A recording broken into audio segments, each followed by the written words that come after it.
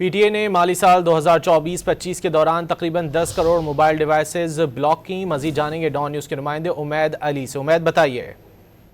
دیکھیں، P T A نے سال 2024-25 کے دوران جتنی بھی موبائل ڈیوائسز بلاک کی ہیں اس کی جو ڈاکومنٹڈ تفصیل ہے وہ سامنے آ گئی ہے۔ پی ٹی اے نے گزشتہ سال کی ایک رپورٹ جاری کی ہے جس میں تمام تر جو تفصیلات اس طرح کی ہیں وہ اس میں شامل ہیں۔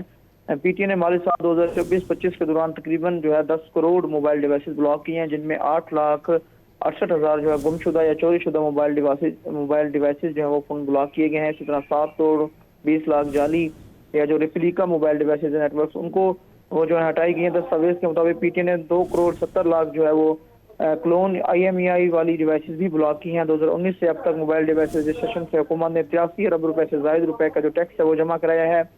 D I R B S کے نصاب سے موبائل ڈیوائسز مینجمنٹ نظام بھی مضبوط ہوا ہے۔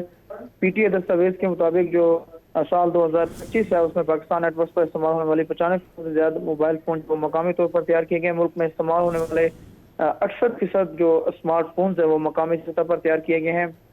اسی طرح پی ٹی اے نے 36 مینوفیکچرنگ لائسنس بھی جاری کیے ہیں، جن میں جو ہے نجی کمپنیوں کے جو موبائل کمپنیاں ہیں ان میں سیمسنگ ہے، ہواوے ہے اور دوسری کمپنیاں جو ہے شامل ہیں۔ پاکستان کے موبائل فون ویلیو چین میں شامل ہونے کی صلاحیت بھی رکھتا ہے۔